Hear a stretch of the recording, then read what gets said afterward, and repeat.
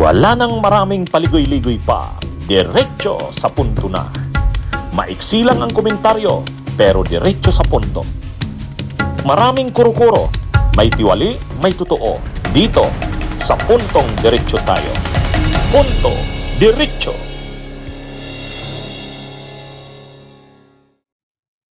Iniimbestigahan na yan. Isa pang tinitingnan na dito, na anggulo, yung impluwensya ng mga online games, mga kabunyog.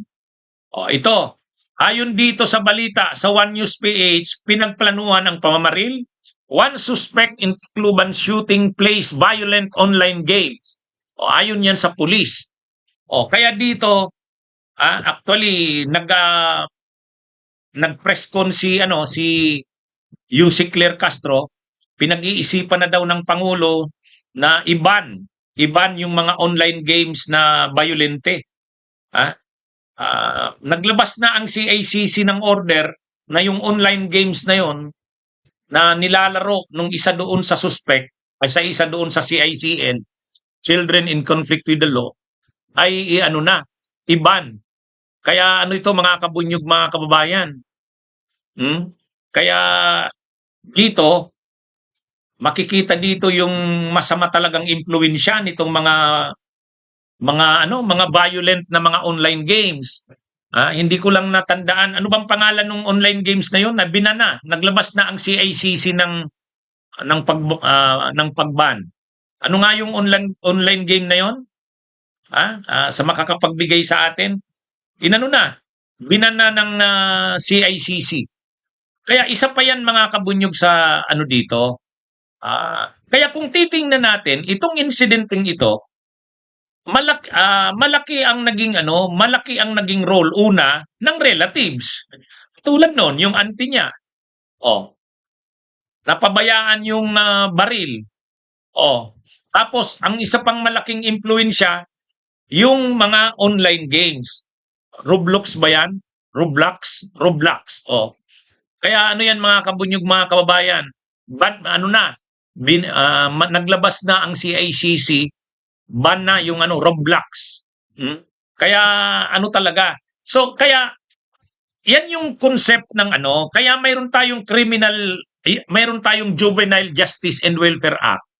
Dito mas tinitingnan yung kapabayaan ng pamilya, ng mga relatives, saka ng environment, ng lipunan. Yan yung concept talaga ng Criminal Justice and Welfare Act. Na ang mga minors, ang may malaking pananagutan dyan ay yung pamilya. Kasama na yung relatives. Katulad dito, yung tiya niya. yung auntie. At saka yung impluwensya, yung masamang impluwensya ng kapaligiran, ng environment. Tulad nito, itong mga online games na ito na violent masyado.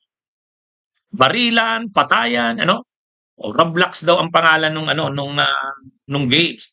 Kaya itong katulad ni Robin Padilla,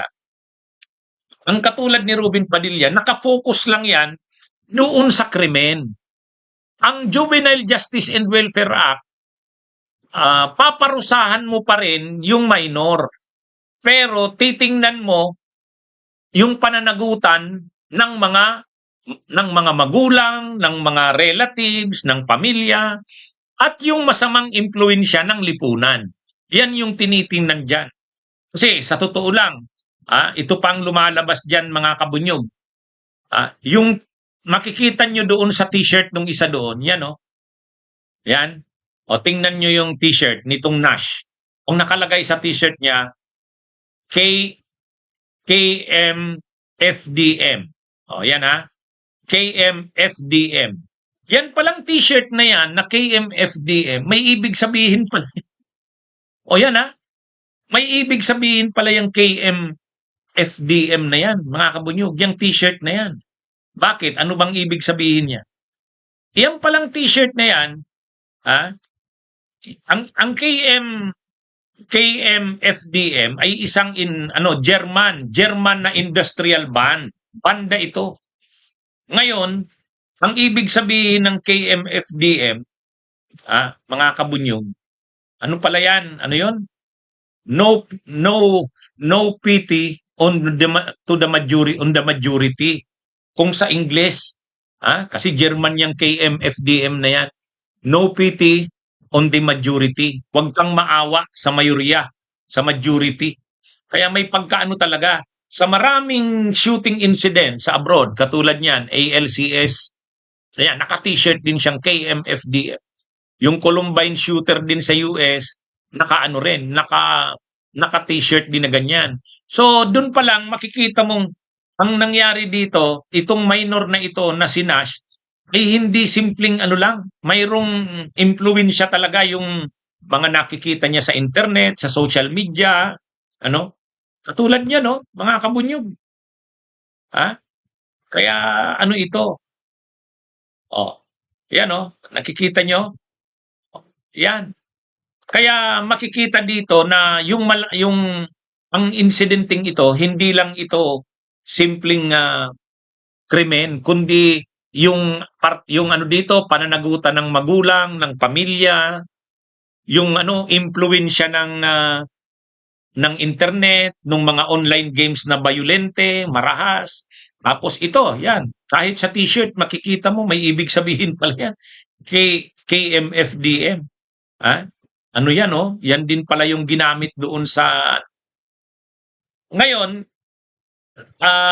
itong si Ruben Padilla, dahil nga ito yung malaking issue ngayon, itong tungkol dito sa pangyayaring ito sa Tacloban, Leyte, sinasakayan yung issue ni Ruben Padilla at ng mga DDS. Sabi nila, oh, tingnan nyo, kagagawan ito ni Kiko Pangilinan. Siya ang author ng Juvenile Justice and Welfare Act na yan.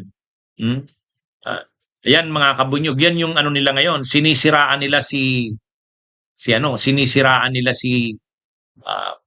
Senador Kiko Pangilinan. Si Ruben Padilla umipal na naman.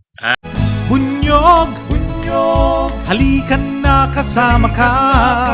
Bunyog, kapag buklod ay may pag-asa.